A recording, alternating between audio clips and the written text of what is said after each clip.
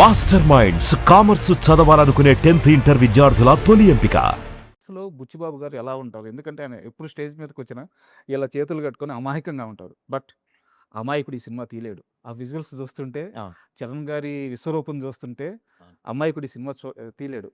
So అమాయకుడేం కాదండి. ఆ, అమాయకుడు అంటే మిగతా వాటిలో అమాయకుడేమో కానీ ఆ, తను రాసుకున్న కథని తన ఏం చూశాడు అనేది తనకు కావాల్సింది తనకు తెలుసు. సరే సో ఆబ్వియస్లీ దాన్ని కాంప్రమైజ్ అయ్యి తీసే అతను అయితే కాదు. ఎలా ఉంటారు సెట్స్లో? ఆయన కమాండ్ ఎలా ఉంటుంది? ఆబ్వియస్లీ అండి ఒక డైరెక్టర్ అనేవాడు కమాండ్ చేయాల్సిందే సెట్ని. చేయకపోతే అతను కావాల్సింది అతను తీసుకోలేడు. సార్ సో ఆయన వరకు ఆయన స్ట్రాంగ్గా ఆయనకి ఏం కావాలనేది ఖచ్చితంగా అచీవ్ చేసుకున్నాడు. అదైతే ఏం లేదు. ఆయన జీరో కాంప్రమైజ్ సార్ నా విషయంలో అయితే. ఆయనకి ఇది కావాలి అంటే అది కావాలి అంతే. అండ్ మీ ఇద్దరి మధ్య జరిగిన ఏదన్నా చిన్న ఇన్సిడెంట్ మీకు డైరెక్టర్ గారి మధ్య జరిగింది, ఏదన్నా ఒకటి షేర్ చేసుకుంటారా? అంటే పర్టికులర్గా ఇది నాకు కావాలని ఆయన అడగడం కానీ. ఏం లేదండి, మనకి ఆ కొండ కింద ఊరు అనే ఒక ఊరు వేయాల్సి వచ్చింది. మిగతా విషయాలు అన్నింటిలో లిబర్టీ ఆయన నాకు ఇచ్చారు. సినిమాకి ఏది బెటరో అది చేయమని. సో ఆయనకు కావాల్సిన ఇన్పుట్స్ అని ముందే తీసుకున్నాం కాబట్టి అవన్నీ బాగా జరిగినాయి. కొండ కింద ఊరు అనేది ఒకటే మనం లైవ్లో చేద్దామని అనుకున్నాం డే 1 నుంచి. అసలు సెట్ చేద్దాం అనుకోలేదు. ఆయనకి ఎక్కడో అది కాన్ఫిడెన్స్ రాలేదు. వీళ్ళందరూ కూడా అన్కాన్ఫిడెన్స్ ఉంచారు. నేను కొంచెం జంకాను, పాసిబుల్లా కాదా, మనం రిస్క్ తీసుకుంటున్నామా అని. బట్ చేసిన తర్వాత అందరికీ నచ్చింది. బుచ్చి గారు కూడా సపరేట్గా మీరు చెప్తే అర్థం కాలేదు, ఇప్పుడు చూస్తుంటే అసలు ఫ్రేమ్లో చూస్తుంటే ఏ ఊరో తీశారని అందరు అడుగుతున్నారు అన్నప్పుడు ఇంకా అంతకంటే ఏం కావాలి. సార్ అండ్ ఈ బ్యాట్ గురించి చెప్పండి సార్. ఏంటంటే మామూలుగా సరే అప్పట్లో బ్యాట్ అంటే ఎంఆర్ఎఫ్ బ్యాట్లు అయితే ఎలాగో ఉండవు, ఇలాంటి బ్యాట్లే కావాలి. బట్ ఆ బ్యాట్లకి ఆ గజ్జెలు కట్టడము, ఆ థ్రెడ్స్ ఉండడము, సో ఇదంతా ఏం టచ్ ఇది? ఏం లేదండి, ఇప్పుడు ఎప్పుడైనా ఒక క్యారెక్టర్ డిజైన్ చేసినప్పుడు ఆ క్యారెక్టర్ మెంటాలిటీ అవ్వచ్చు, బ్యాక్గ్రౌండ్, సోషల్ ఎకనామిక్ స్టేటస్ ఏదైనా, ఎక్కడి నుంచి వస్తున్నాడు ఏంటి, అతని ప్యాషనా. ఇప్పుడు క్రికెట్ అనేది ప్యాషను. ఇప్పుడు ఎవరికైనా నచ్చిన ప్యాషన్ ఉన్నాడు ఆ బ్యాట్ని జాగ్రత్తగా పెట్టుకుంటాడు, నీట్గా కడుక్కుంటాడు, దాని మీద టెండూల్కర్ స్టిక్కర్లు అంటించుకుంటాడు, లేకపోతే ఇంకేదో ఎంఆర్ఎఫ్ స్టిక్కర్లు అంటించుకుంటాడు. అవును. సో అలాగే ఒక ఊరు బ్యాక్గ్రౌండ్ నుంచి వచ్చే అతనుకుండే లిమిటేషన్, అతనుకుండే అవైలబిలిటీలో అతను తన ఒక బ్యాట్, ప్రతి ఒక్కరు చిన్నప్పుడు మన బ్యాట్ స్పెషల్గా ఉండాలనుకుంటాం. దానికి ఏదో రింగ్ వేస్తాము, లేదా కలర్ వేస్తాము, రబ్బర్ బ్యాండ్లు వేస్తాము, ఇట్లా కొడితే ఫాస్ట్కి వెళ్తాను, ఏదో లాజిక్లు ఉంటాయి. అవును. సో ఆ టైప్లో ఒక చిన్న క్యూట్ డిజైన్ లాగా అట్లాంటి ఒక బ్యాక్గ్రౌండ్ నుంచి వచ్చిన అతను తన ఓన్ స్పెషల్ బ్యాట్ రెడీ చేసుకుంటే ఎట్లా. దాంతోపాటు మనకి ఆడేటప్పుడు దానికి ఒక మ్యానరిజమ్స్ ఉన్నాయి. ఆ మ్యానరిజంకి అది ఉపయోగపడేలాగా ఆ గజ్జలు అవ్వచ్చు, గవ్వలు అవ్వచ్చు, అవన్నీ ఇన్కార్పొరేట్ చేయడం జరిగింది. అండ్ ఈ కుస్తీ గురించి చెప్పండి సార్. అంటే నాకు తెలిసినంత వరకు సోర్సు వందల మంది మల్ల యోధులకి రోజు ఉదయం ట్రైనింగ్ ఇవ్వడం, వాళ్ళని మళ్ళీ షార్ట్కి తీసుకెళ్ళడం, ఇది కొన్ని నెలల పాటు నిరంతరంగా జరిగిందంటది. రియల్గా ట్రైనింగ్ ఇప్పించి.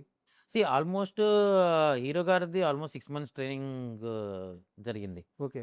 అంటే ఆ పట్టు ఇవన్నీ ఉంటాయి కదా, అలా స్టైల్ అండ్ ఆల్.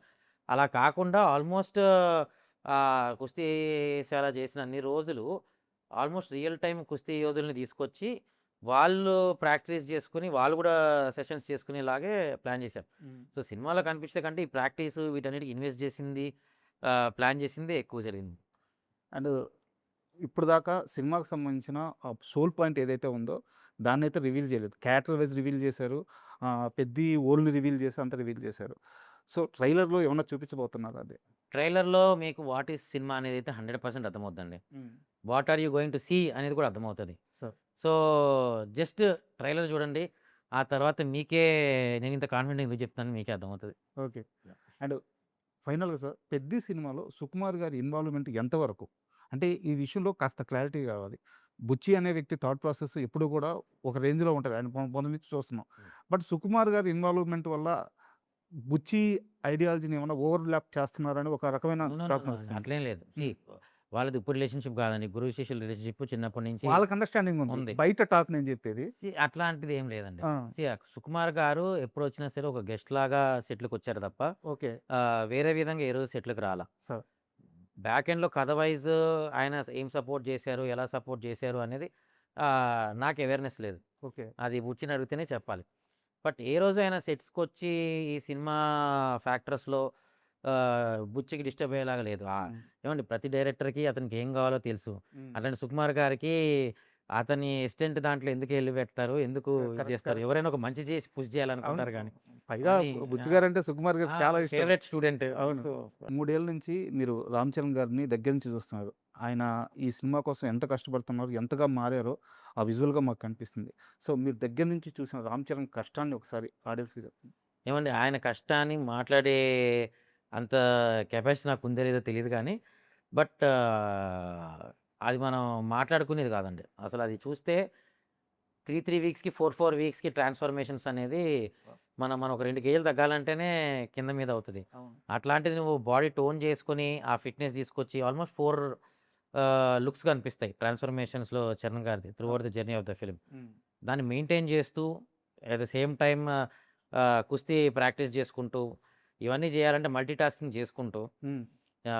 24/7 డెడికేషన్ ఇచ్చినట్టే అవును. ఆయన ఈ సినిమాకి.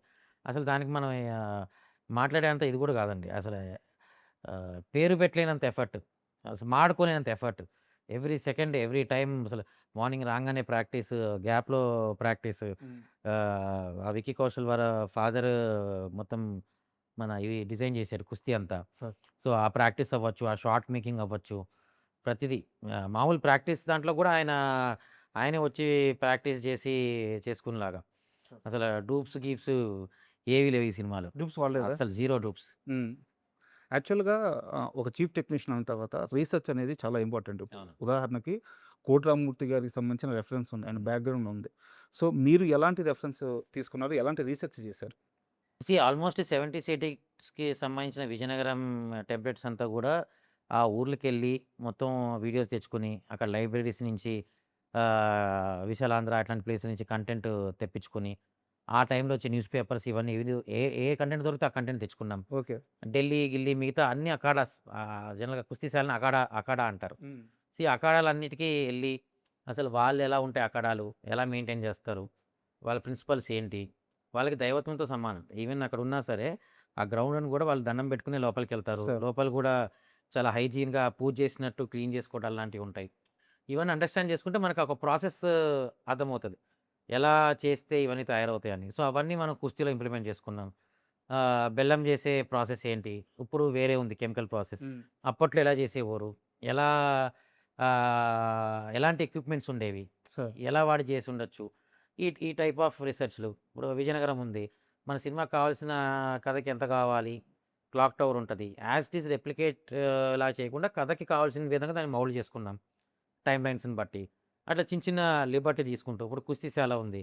ఒక మంచి ఊర్లో ఒక ఔట్‌స్కర్ట్స్‌లో ఉండే లాంటి ప్లేసు.